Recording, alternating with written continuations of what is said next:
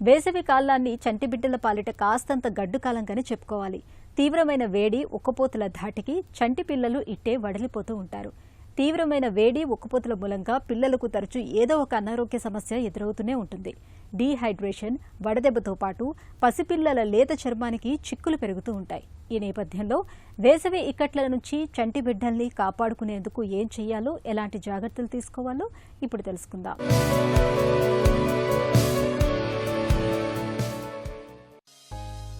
ఎండలు మండిపోతున్నాయి. ఒకవైపు తీవ్రమైన వేడి, మరోవైపు భరించలేని ఉక్కపోత. ఈ పరిస్థితుల నుంచి చంటి బిడ్డల్ని కాపాడుకునేందుకు వారి సంరక్షణ విషయంలో ప్రత్యేకమైన జాగ్రత్తలు తీసుకోవాలి. రోజుకు 2 పూటలా స్నానం చేయించాలి. వేడి ఎక్కువగా ఉండే ఈ సీజన్లో అవసరమైతే తప్ప పిల్లలకు డైపర్లను వాడకపోవడమే మంచిది. పిల్లలకు వదులుగా ఉండే లేత రంగు దుస్తుల్ని వెయ్యాలి. డీహైడ్రేషన్, వడదెబ్బను నివారించేందుకు పిల్లలకు కాచి చల్లార్చిన నీటిని గాని లేదా పంచదార, ఉప్పు కలిపిన నీటిని తరచుగా తాగిస్తూ ఉండాలి. ఖర్జూరం పళ్లను కొన్నింటిని నీళ్లలో నానవేసి ఆ నీటిని పట్టించడం మరీ మంచిది. అప్పుడప్పుడు కొబ్బరి నీళ్లు, పళ్లరసాలు, నిమ్మరసం తాగించడమూ మంచిదే. ఉక్కబోత నుంచి ఉపశమనం కోసం ఒక విశాలమైన పాత్రలో నీటిని పోసి ఆ పాత్రను ఫ్యాన్ కింద ఉంచండి.